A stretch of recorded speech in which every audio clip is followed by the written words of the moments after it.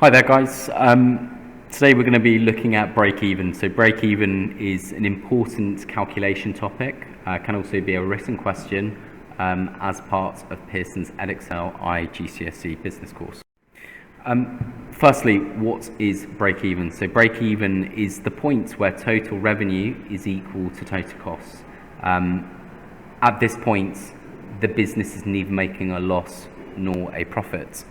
To show you an example of this, I'm going to tell you about the revenue and costs of a certain business.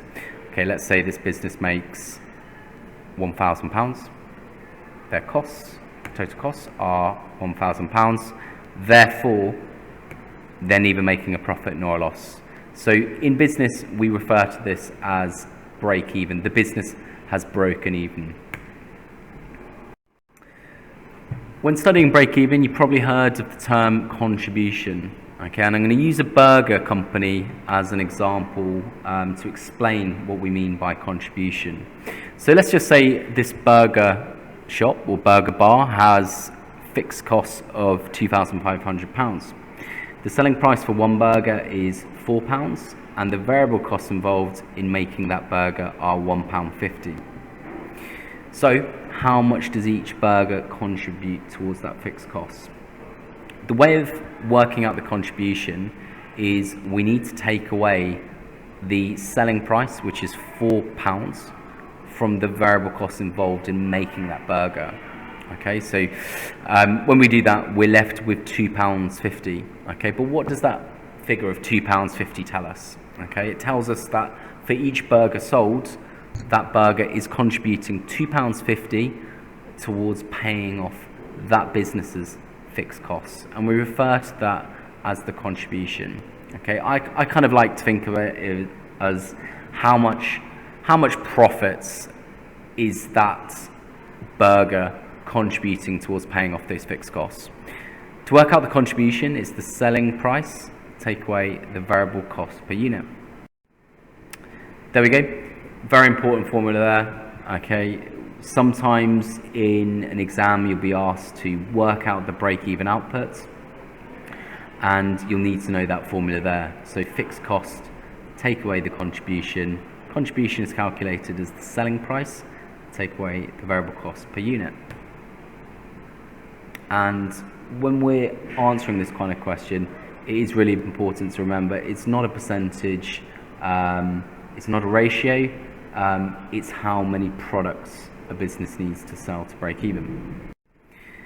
So thinking about this burger bar again, fixed costs were £2,500, selling price was £4, variable cost was £1.50.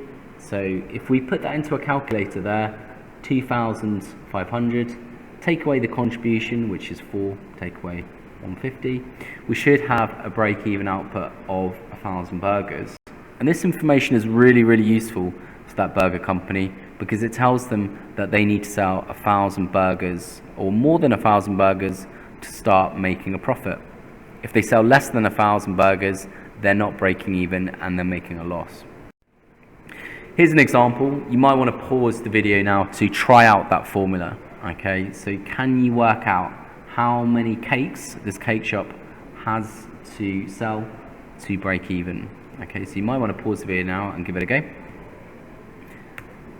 Right, so the first thing when we're doing a question like this is to think about the formula. I think it's always really sensible, maybe if you have the time, to write out the formula so you don't make any small mistakes. Then what you've got to do is think about that information and apply it to the formula. So, the fixed costs for this cake shop are £21,000. Selling price of each cake is £5, and the variable cost of making each cake is £2. We put that into a calculator, and we're left with an answer of 7,000 cakes. So we now know that that cake shop has to sell 7,000 cakes in order to break even. Once you've worked out the break-even point of a company, sometimes in an exam they might also have an additional question, which is to work out the margin of safety.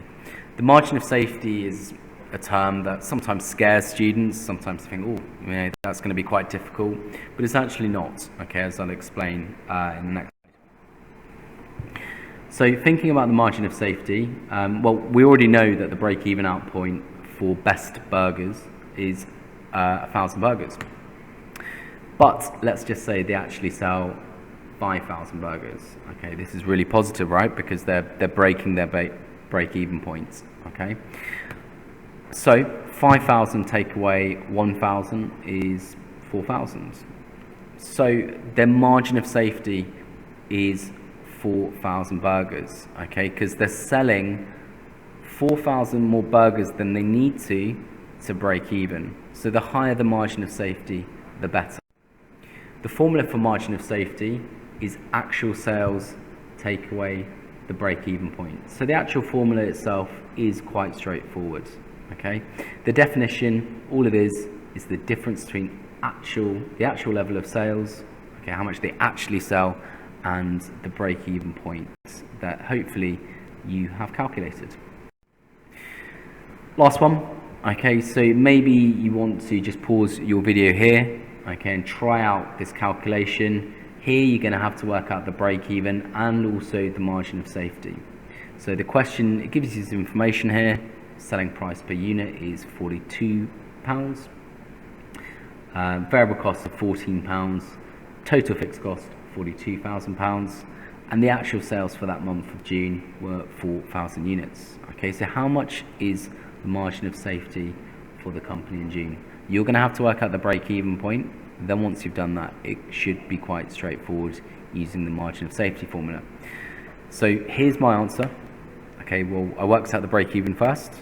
Okay, fixed cost divided by the contribution, and the break-even was 1,500 cakes. Margin of safety, well, they actually sold 4,000 cakes that month. So we take the actual sales away from the break-even point. So the margin of safety was 2,500 cakes. Next thing, you might have to write about or maybe do a calculation about what happens to the break-even output if things like the selling price change and the variable cost change and the fixed cost change. So what I want you to do, you can pause the video as well to do this, is you might want to work out using the red data at the top what the break-even output is. Then you might want to do those 4 questions there. Okay, so what if raw materials were to increase by £5 per product? Well, the answer would be that the break-even output would increase. Why? Because the variable cost per unit increased, and this decreases the contribution of profit per item sold. What if they move to a cheaper location, so fixed costs fall by £250, the break-even output decreases. They have to sell less products now to start making profit.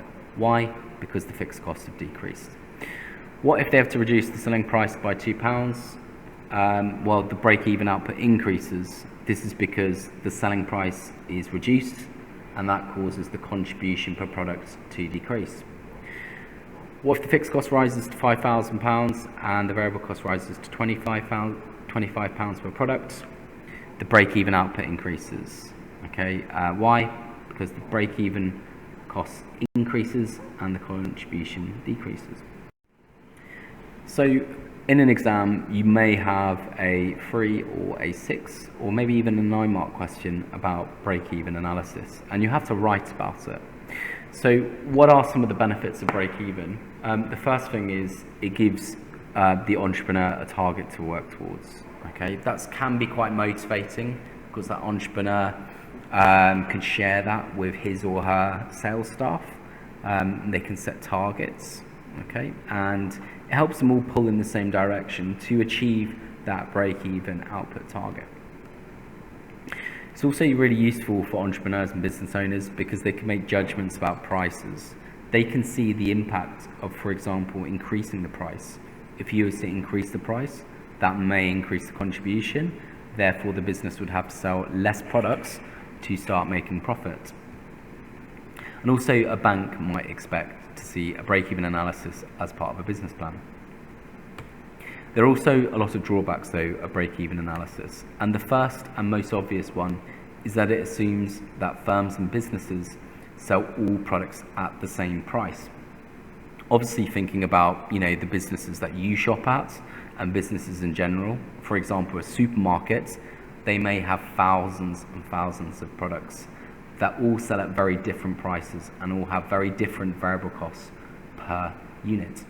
Therefore, it's going to be almost impossible for that business to calculate the break-even of each one of those goods. Can be time consuming to do if you have more than one product, and also it may be inaccurate because things like selling prices and variable cost per unit are always changing. So for example, one month your suppliers might put their prices up, the next month they might put them down. So that break-even output point is constantly changing, and it's only a forecast. For example, a business may have to change its selling price because demand is low, but also it may take on additional fixed costs during the operation of that business. Again, it assumes that costs increase constantly and firms do not benefit from bulk buying. So here's a quick question to finish. It's about a hotel. The fixed cost of the hotel are £100,000. Selling price of the room is £50 per night, and the variable cost of the room is £10 per night.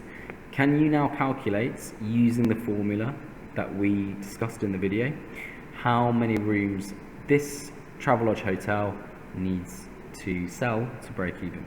Show your workings and your formula. Great, so hopefully you will have got this answer here. So there is the formula. You will get maybe 1 mark just for writing down the formula, but hopefully you've gone that step extra and you've worked out that £100,000, which was the fixed cost, divided by the contribution, which was £40, they needed to sell 2,500 rooms to break even. So I hope that has been a useful video on break even. Give it a go yourself, try some practice questions, do some written questions as well using past papers, and yeah, thank you very much.